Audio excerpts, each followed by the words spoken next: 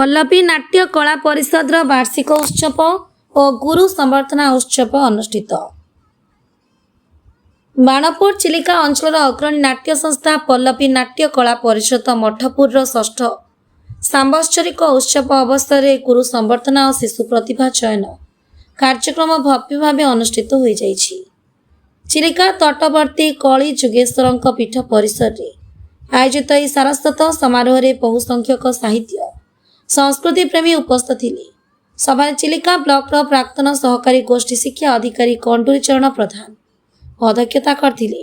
मुख्य अतिथि भाव साहित्य सिंधुरार संपादक और परिडा पाठागार प्रतिष्ठाता गोलक बिहारी परिडा जोगदे संस्कृतिर सुरक्षा रे नाट्य संस्था मानक भूमिका विषय उद्बोधन देथिले।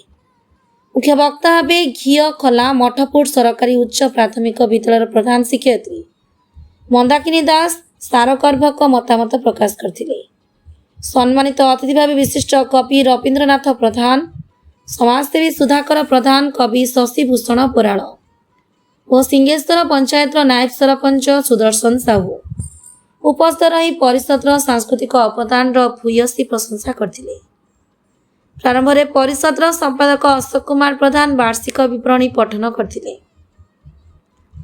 यही अवसर में कला क्षेत्र में निरविच्छिन्न साधनारत नाट्य नृत्य और संगीत गुरु माने उमा मिश्र, गौरांग चरण मुदुली, विजय कुमार साहू, विष्णुप्रिया बारिक, भिकारी चरण प्रधान, प्रमोद कुमार स्वाई, माधव चंद्र पोले, किशोर प्रधान, विजय कुमार सेठी को मानपत्र उपहार प्रदान पूर्वक संबर्धित करा जायथिला। परिषद शिशु नाटक तू मो आखिर तारा, अंध भक्ति शिशु कलाकार मानकु सम्मानित करा जायथिला। राज्य स्तरीय प्रतियोगिता में श्रेष्ठ अभिनेत्री भावे सम्मानित शिवानी स्वाई एवं जातीय पुरस्कार लाभ करी थिबा परी बेहरा, वैष्णव जुझार सिंह को ट्रॉफी और प्रमाणपत्र प्रदान करा जायथिला। समस्त कार्यक्रम मंच संचालन करथिले विशिष्ट कवि और वरिष्ठ शिक्षक गोपीनाथ दास।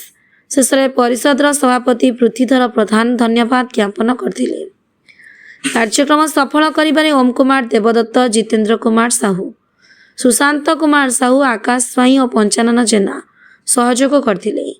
बाणपुर त्रिलोचन बारिक रिपोर्ट, समर्थ समाचार।